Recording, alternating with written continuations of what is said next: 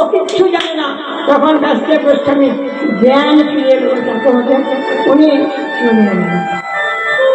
সেই আজন্ম ব্রহ্মচারী সুভদ্র গোস্বামী মহারাজ পরীক্ষিতকে শোনাচ্ছেন ভাগবত। 7 দিনের মধ্যে মৃত্যু হবে। সেই ভাগবতের শ্রেষ্ঠ অধ্যায় এই রাসলীলা।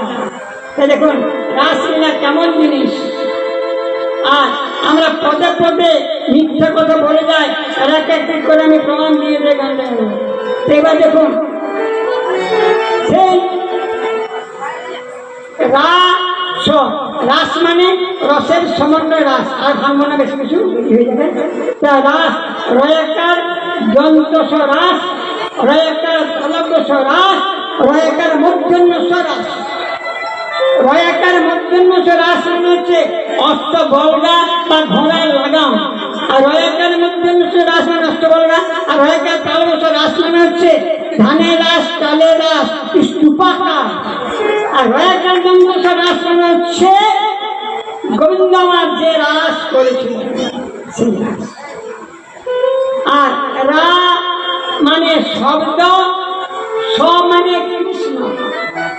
শব্দ ব্রহ্মকে আশ্রয় করে পরম ব্রহ্ম প্রাপ্তির নাম হচ্ছে রাস।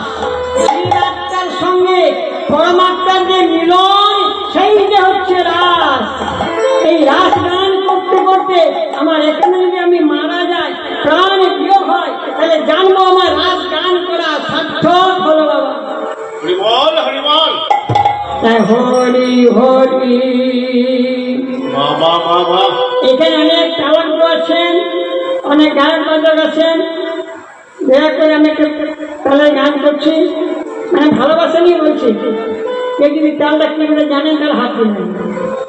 হরি হরি হরি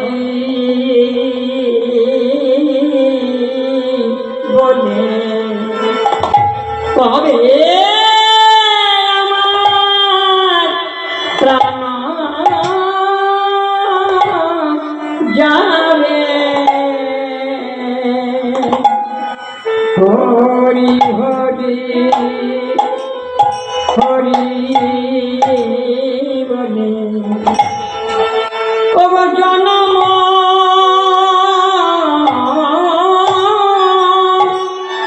হরি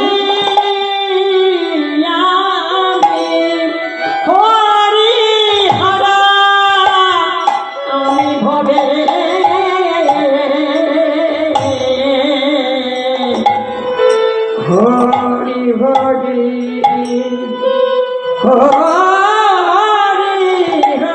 হরি হরি হরি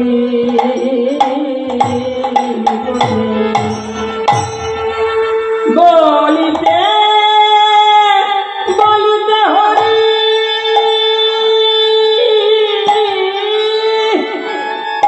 হরি নেবে আমার প্রাণ হরি। যখন আমি বলব হরি হরিতে হরি মিশে যাবে,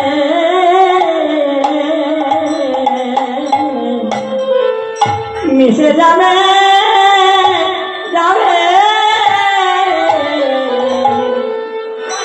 হরি হরি হরি